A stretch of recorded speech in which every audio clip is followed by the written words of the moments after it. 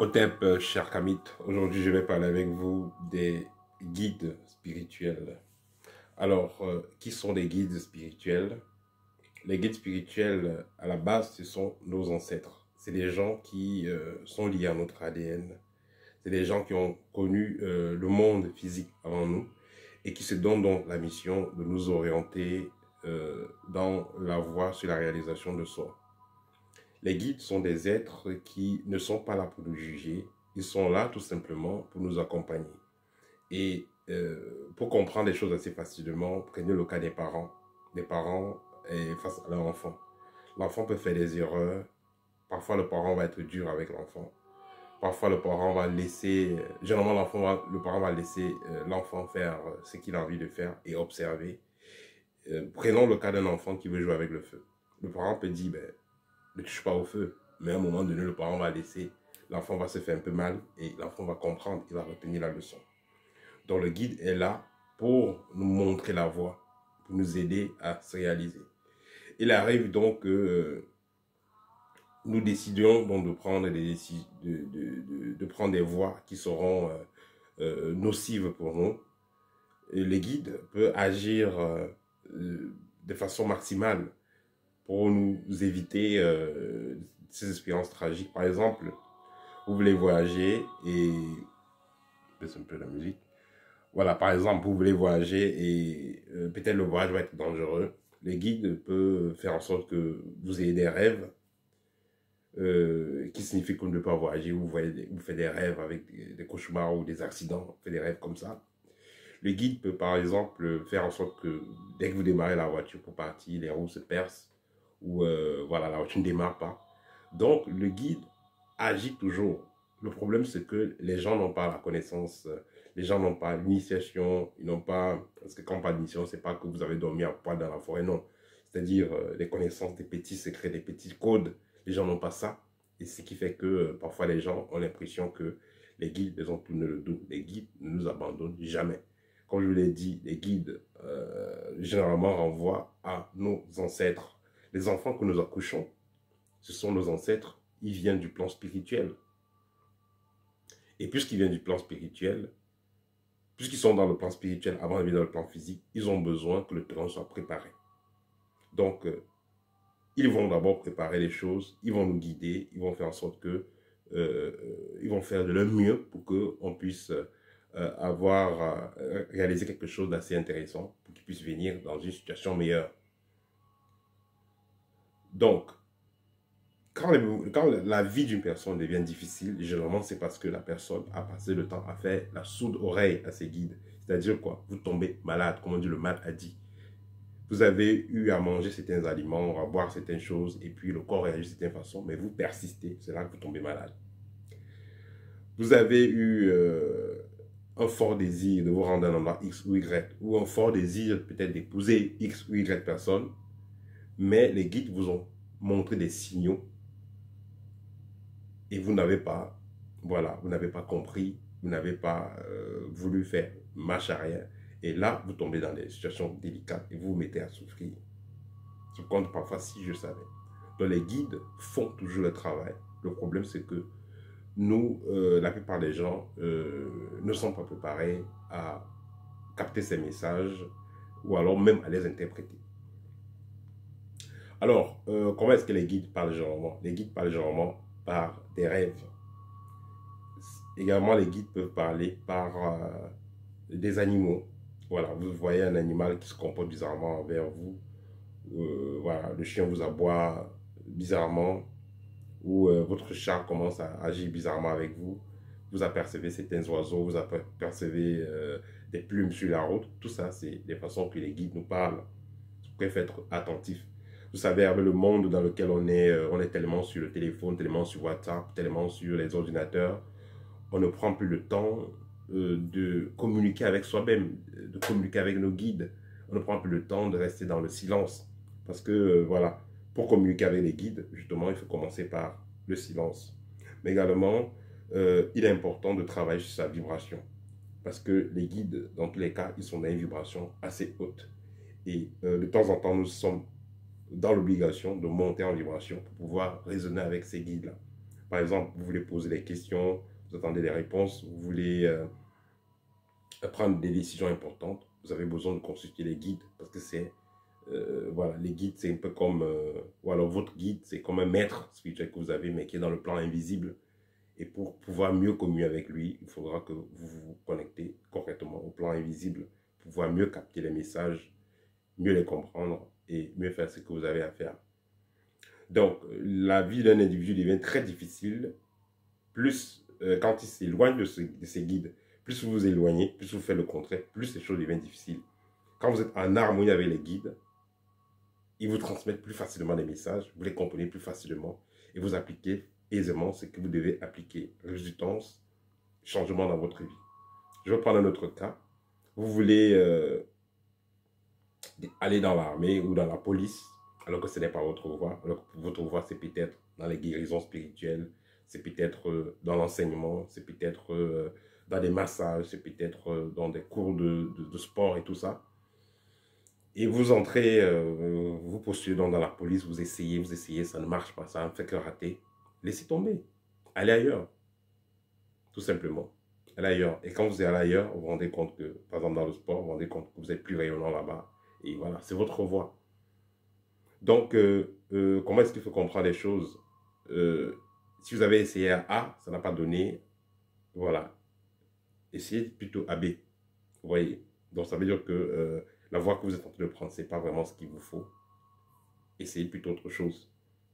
Comme on dit souvent, quand l'univers ferme une porte, c'est pour ouvrir un portail. Ça ferme une porte, c'est pour ouvrir quelque chose qui est plus gros, un portail. Voilà, donc pour finir, si vous voulez communiquer avec les guides, comme je l'ai dit au départ, essayez d'avoir une meilleure diète, essayez de manger des aliments assez bio, parce que si vous avez une bonne diète, vous avez une meilleure vibration, et ça vous permet de vous connecter à une haute fréquence. Ensuite, essayez de prendre souvent des moments de silence, des moments de calme, où vous êtes vraiment calme, seul. Vous êtes calme, vous êtes dans un endroit seul. Voilà, essayez de le faire. Et la méthode la plus simple, le soir avant de dormir, posez des questions, mais prenez un cahier vierge, un petit cahier de 32 pages, un cahier vierge. Ce cahier-là, vous pouvez donner le nom à ce cahier, communication avec mes guides. Vous posez le cahier à côté de votre oreiller. Et chaque soir, vous allez poser une question. Une seule, pas 10, une question. Tant que vous n'avez pas la réponse, dans chaque page, vous n'allez pas prendre une page, vous allez mettre 2 questions. Non. Dans chaque page, c'est une seule question. Et vous allez poser la question, par exemple, je prends un monsieur qui veut se marier avec Virginie. Est-ce que je dois épouser Virginie? Vous avez posé la question sur une page, sur la première page. Juste un cahier de 32 pages, vous n'aurez pas plus de 32 questions. Vous allez poser la question et vous allez attendre, poser la question au guide le soir avant de dormir. Vous allez poser la question et vous endormez. Vous laissez le cahier avec le bic à l'intérieur. Et là, le matin, vous aurez la réponse. Si vous n'avez pas la réponse, refaites-le le lendemain jusqu'à ce que vous ayez la réponse. Quand vous avez la réponse, vous passez à l'étape suivante. Si vous n'avez pas de questions, ce n'est pas grave. Vous allez tout simplement laisser votre cahier là et vous mettez toujours le bic à côté et avant de dormir, vous faites une petite prière. Vous êtes bien détendu, vous respirez profondément. C'est dans le silence que la vibration augmente et la communication devient facile avec le monde invisible. Cher guide, j'ai besoin de savoir qu'est-ce que je peux faire cette année pour sortir de la galère. Quelle est la situation, quel est le domaine sur lequel je dois travailler pour pouvoir résoudre mes problèmes financiers. Quel est le domaine dans lequel je dois investir pour pouvoir briller financièrement. Vous posez la question tout simplement et vous dormez. La nuit, si vous avez des rêves, vous vous réveillez, vous réveillez, vous prenez votre bic et vous écrivez. Parce que quand il faut noter que les guides ne nous abandonnent jamais. C'est nous qui abandonnons les guides, c'est nous qui prenons des décisions qui font en sorte que les guides, même pas s'éloigner, que la connexion n'est plus réelle. Mais dans certains cas, nous faisons en sorte que les guides s'éloignent même. Voilà, quand on fait des pactes ou des alliances. Parce que dans tous les cas, les guides sont naturellement là pour nous assister. Mais à cause des contrats, à cause des pactes, à cause des alliances, les guides peuvent perdre sa place. C'est-à-dire quoi? Je prends par exemple le cas de quelqu'un qui est entré dans une loge. Quand vous entrez dans une loge, un mouvement mystique qui n'est pas matique, parce que le mouvement mythique, matique vous rapproche de vos guides.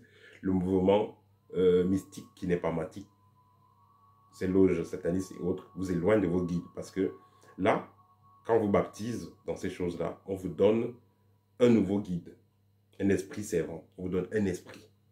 Cet esprit qui va vous aider à faire les sorties du corps, hors du corps, voyage astral, aller faire des choses à gauche, à droite, se connecter à l'ego. C'est l'esprit qu'on vous a donné qui vous permet de faire toute cette connexion mystique-là. Mais cet esprit-là aura besoin d'être rechargé par quoi? Votre propre énergie d'abord à la base et les énergies des gens qui vous entourent. C'est ça qui va recharger cet esprit avec lequel vous travaillez, cet esprit qu'on vous a donné. Et quand vous transitez, vous-même vous allez servir. C'est ce qui se passe dans les loges.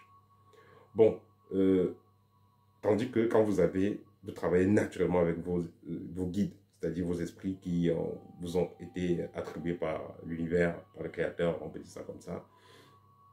Quand vous êtes en accord avec ces esprits-là, tout ce que vous avez à faire, c'est les écouter et ils vont vous guider, ils ne vous demandent rien en retour. Ils sont là pour vous aider, parce que dans tous les cas, ils vont revenir dans votre lignée, puisque c'est vos ancêtres dans la plupart des cas. Tandis que, voilà, les esprits que vous allez avoir dans les loges là, c'est peut-être quelqu'un qui était mort, quelqu'un qui était sacrifié, quelqu'un qui était dans la loge, il est mort, il est revenu dans la loge, il a été récupéré par cette loge et maintenant il vient là pour servir les membres de la loge et tout ça.